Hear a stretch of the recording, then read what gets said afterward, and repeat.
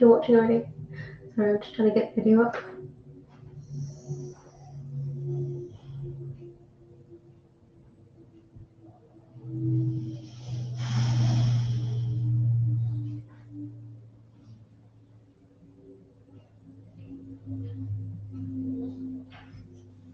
Okay, share.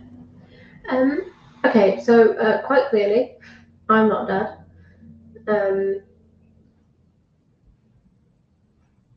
He has been, I think he's caught at the warehouse at the moment, so I am stepping in, cooking something I've never cooked before, which, to be honest, happens quite a lot, as in me trying out something new on live, but not something like this, so we'll see how this goes. I've been told it's very straightforward. That would make sense. And basically, we're doing it this time because this is a slow cooker dish, so we need to leave this to slow cook for the rest of the afternoon. So chunky beef chili. I have Hulk holding my my recipe here. I've also linked it in the descriptions of the video, so you can find it on the website. So, I need shallots. I've got a few substitutions / shortcuts. String tomato.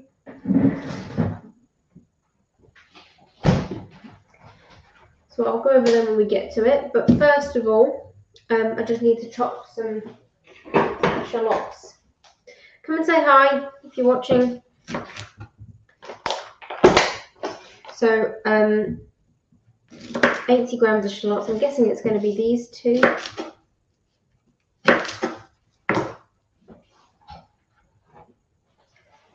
Hello, Dan. Oh, you're commenting as your page. Hi, Beth. 90. That'll do.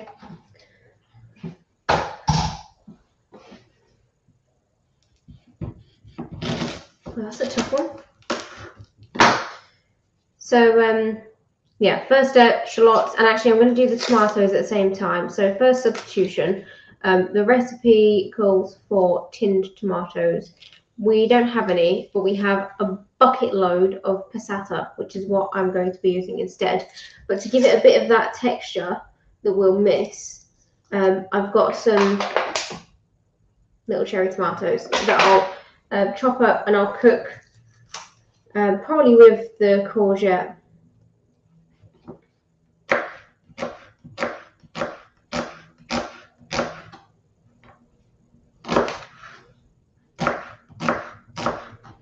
Hi Karen, hi Margaret. Yeah, a bit of a different time to go live. But actually I'm really looking forward to this. We love this recipe. And obviously it really does benefit from being slow cooked.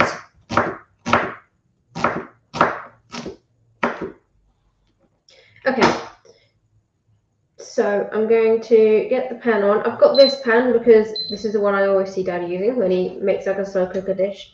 It's a really good wide pan, so it cooks quite evenly, I think. And obviously we've got a lid for it. Okay, so olive oil, shallots, so low heat.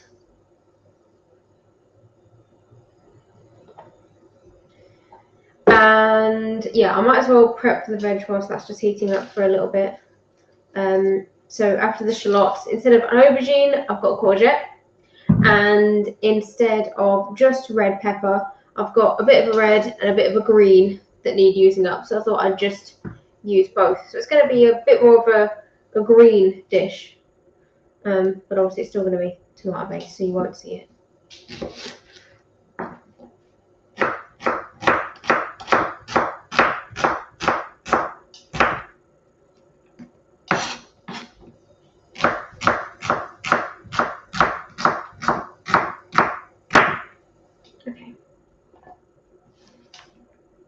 So how are we all doing? I know it's a bit of a different time. I wasn't expecting lots of people to come on. Bit of a weird time to be cooking dinner. Oh no, these are strong shallots. I'm glad there's only them that I'm cutting up. Okay, let me get a little spatula.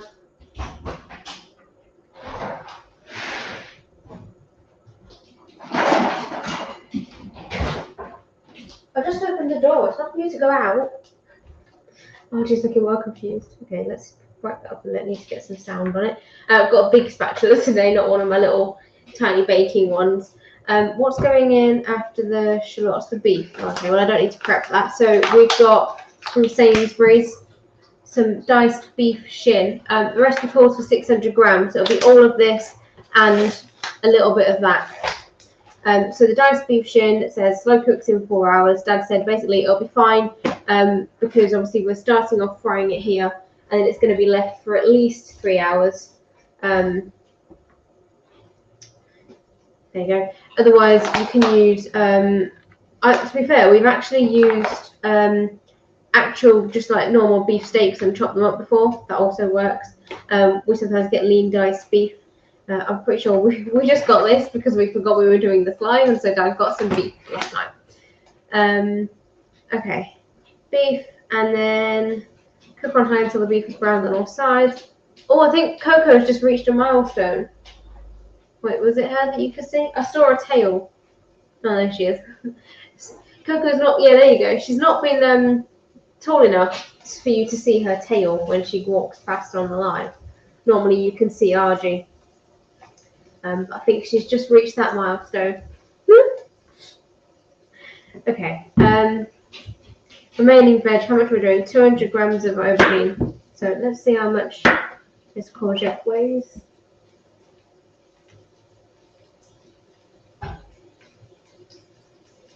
That'll be 2/3 of that.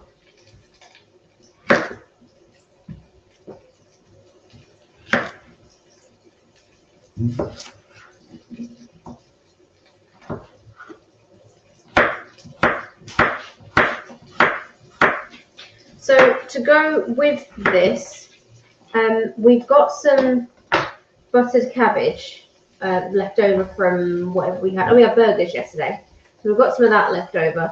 But there's only probably about one portion of that in the fridge. There is some broccoli stalks in the fridge, so I might make some broccoli rice later to go with this, or we might just have it with a bit of salad.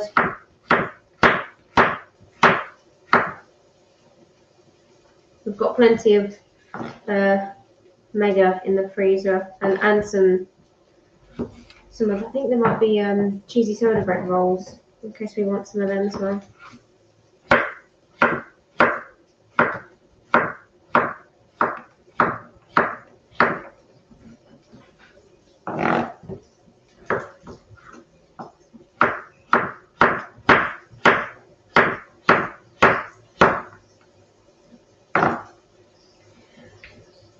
What else am I cutting up? Oh, pepper. Yeah, okay, so the shallots are at the right point, as the book says, soft, not brown. They're just going a bit translucent. I've not got the heat. The heat's on 3, so it's really not on too high, especially, you know, if you're using olive oil, you don't want it to be too high.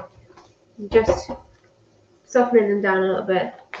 Oh, nice chicken tikka masala. I absolutely love that recipe. We made it last week, I think. It was gorgeous. Can we get another one? I really like the chicken tikka pieces just as they are. I mean, the masala sauce is lovely, obviously, but you know, chicken tikka pieces, we often make like double the chicken tikka amount. Use half, obviously, as the proper masala, and then the rest we'll just grill off, and it'll be like, you know, fillings or whatever, you know, sandwich fillings. And just weigh out, I need that is 500 grams, so I need an extra 100. And then the rest of this can be used for something that they want.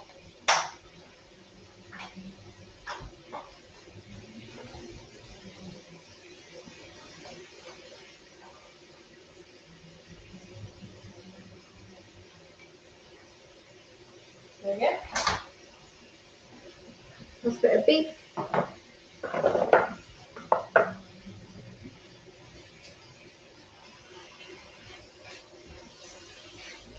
Okay, before I touch this pan, I've remembered, yeah, that was it. This pan is great, but the handles are not heat proof. And I've done this a couple of times before when I've forgotten that, and the handle is blinking hot. So I've remembered. I'm going to keep that there so I don't accidentally forget. Okay, I've just turned up the heat a little bit. I want to cook the beef until it's brown on all sides, according to the book. Okay, so now let me see if I can do this. You know, when you make a family meal, how do you work out the macros per portion? I've been weighing out the full recipe and then putting my portion aside. It's hard work. So we use MyFitnessPal. Obviously, you have to be careful because anyone, I think it was Liam that said it. MyFitnessPal is like the Wikipedia of macro calculators because it's got loads of information, but anyone can upload it. So you've got to be careful. We always scan the food products, sometimes the wrong thing pops up, or if you're searching for it, then search a British brand and then check it against the label. It is a lot of work, but after a while, you just, I don't know, you get used to, you know, this amount of protein per person and, you know, this amount of tomatoes per person, that kind of thing. That's why we don't recommend tracking all the time. So yeah, we use MyFitnessPal, and in that you can say how many servings you're getting out of the dish, and it works out the macros per portion for you. Obviously, if you're following one of our recipes and you're following, you know, using the same ingredients, it'll vary a little bit, but all of our recipes are calculated for you for that reason, so that you don't need to go and spend half a day on MyFitnessPal.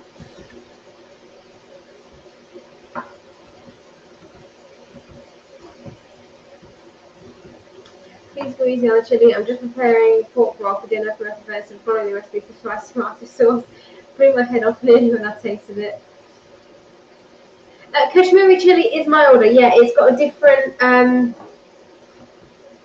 don't know. It's a depth rather than just a heat. But yeah, adjust it. You know, if you could do, if the tomato sauce is a bit too spicy, whack some cream cheese or mascarpone in. Obviously, that'll dull it down. So I'm just dicing up this pepper.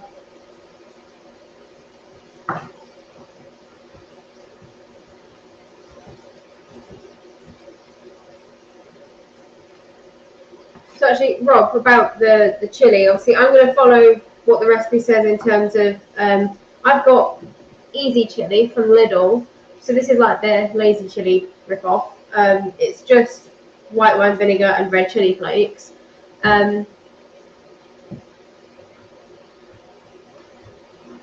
Sorry, I've lost my train of thought.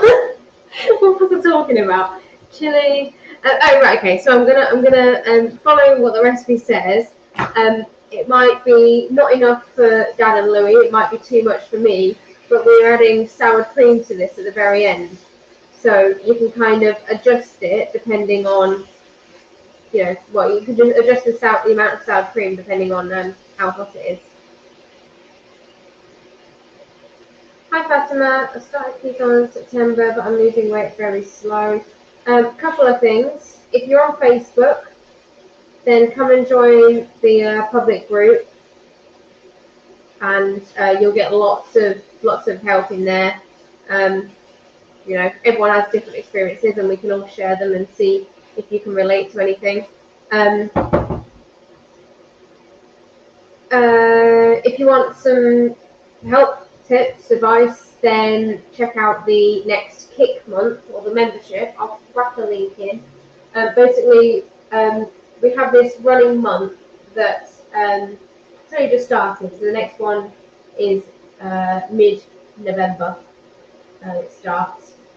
Basically, it kicks off with a workshop that Dad runs, talking about the basics of keto, some common mistakes, some common myths, etc.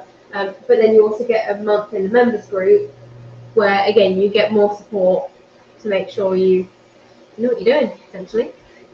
So I'll whack a link in whilst I'm waiting for the beef. I'll whack a link into the public group as well. That's free. We don't, it's private on Facebook so that we can check there's no bots coming in. But just request to join that if you want to, and then we'll let you in. Hi Christina, how you doing? Okay, pepper, courgette, dice. Oh, tomatoes. Now, Dad said to just do about half of this tray. So this is in place of, the book says a tin of chopped tomatoes. We don't have a tin of chopped tomatoes, we have just passata. But to replicate the sort of texture, I'm going to use some of these. So, I don't know how much this will weigh, but it's about half of the little tray.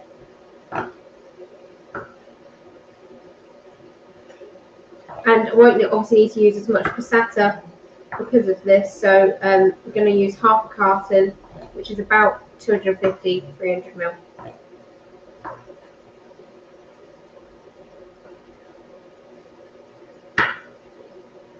Big one.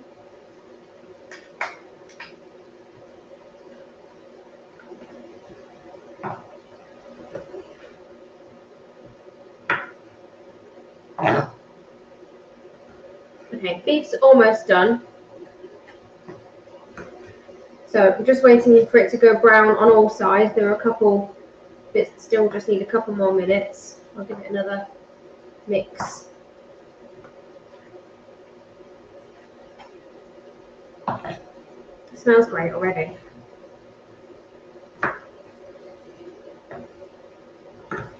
And basically after this live, this pan's just going to sit on the back hob with a lid on, bubbling away for a good couple of hours until we are ready to eat.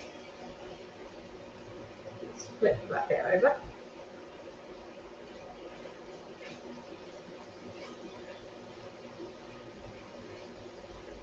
And as Dad said to me, you just got to make sure there's always liquid in this. You don't want it to obviously go dry. Okay, cook on high till all the beef is browned on all sides. Slice or dice the remaining vegetables and cook for 1 to 2 minutes on a high heat. Dan, how long would it need in a slow cooker? According to the book, follow steps 1 to 3, which is, this is step 3. Then transfer to a slow cooker. Crumble a stock cube over the dish without the water and add the tomatoes, the tinned tomatoes and spices. Allow to cook for 6 to 8 hours on low. Season and add the sour cream when ready to serve. There you go.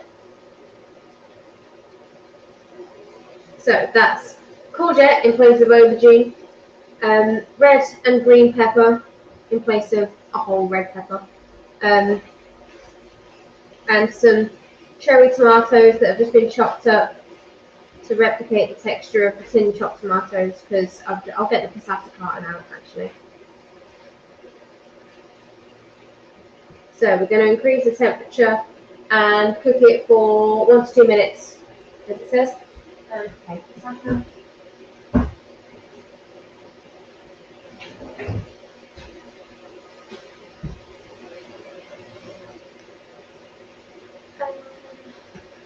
Yeah, then we'll add the beef stock and bring back to the boil. Stir in the chopped tomatoes and spices, return to boil, and then reduce the heat and allow the dish to simmer for 45 to 60 minutes. So, yeah, this dish will be simmering for a little bit longer because of the type of beef we're using.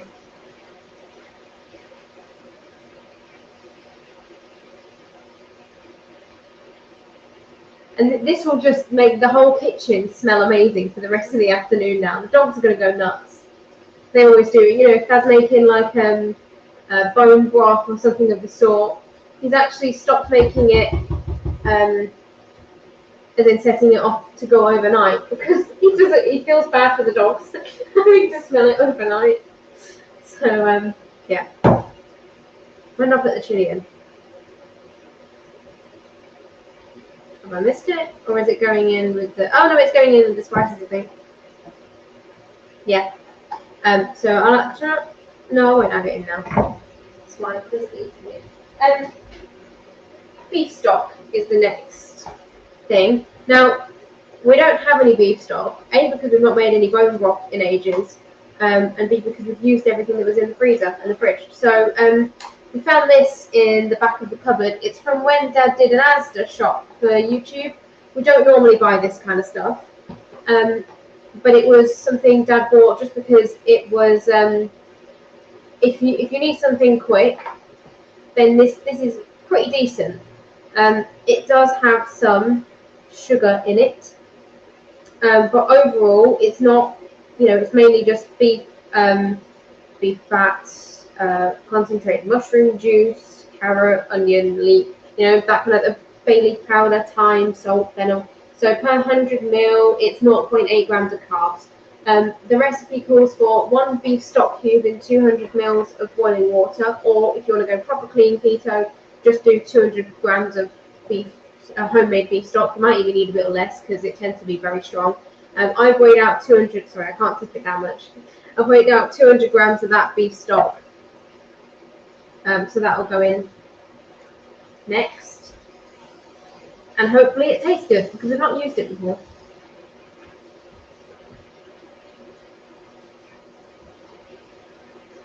Alright, so the vegetables have cooked nicely. Very colourful. Actually, I like this pan because you can see quite a lot of it. Oh, exciting news. I have just invested in something that will hopefully, fingers crossed, majorly increase the quality of these live streams. And I'm very excited. Okay, add the beef stock, bring back to boil. So beef stock going in, obviously it's gone really quiet. So I'm going to keep the heat on high. Sad. There's rubbish into there.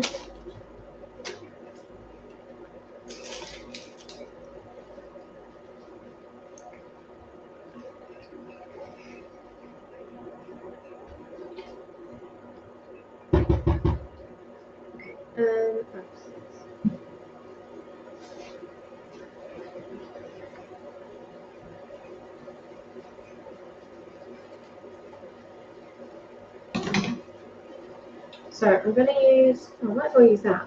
I'm going to weigh out about 300 ml of this passata. So it's a little bit less than the 400 gram tin of chopped tomatoes. Obviously we've already got some tomatoes in there.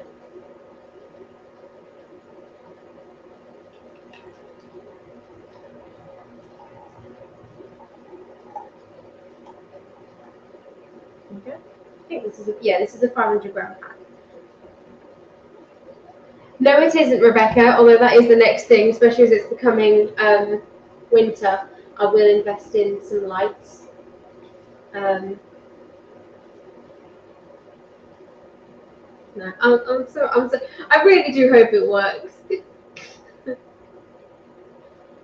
It also means that the recorded YouTube videos will also get upgraded because what I can use for the live stream will also double up as an added effect for the recorded videos. There are some big chunks of beef in here.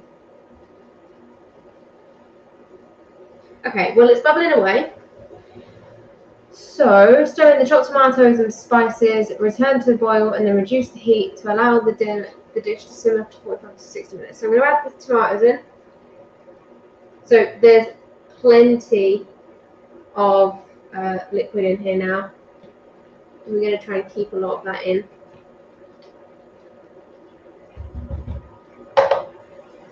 Christina's got it. Camera's above the counter.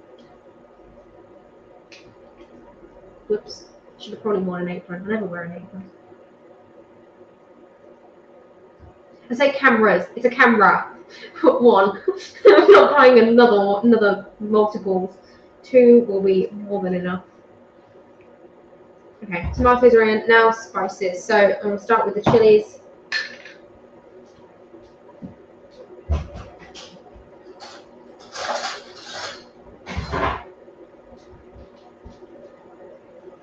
One medium hot chili or half a teaspoon of chili flakes. So these are chili flakes.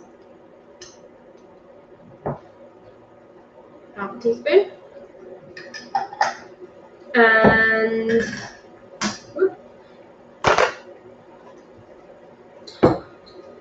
2 teaspoons of garam masala, or another spoon.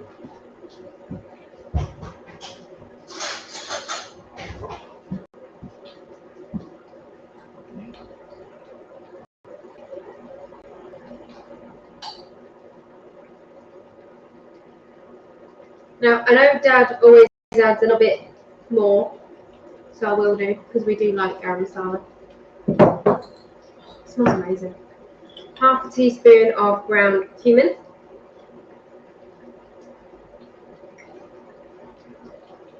They look very similar, so I did have to just double check the labels there. And I think that's it, apart from seasoning. Yeah.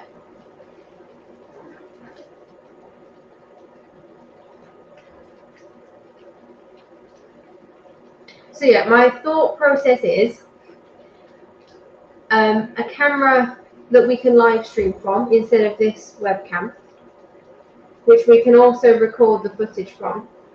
And then I can use my other camera to do a close-up of the dish. And I'm also looking at an arm, a camera arm, that will hold the camera and we attach to the table and hold it above. So one of them, I've not properly sorted it out yet in my head, but obviously I need to get it to see what it would do.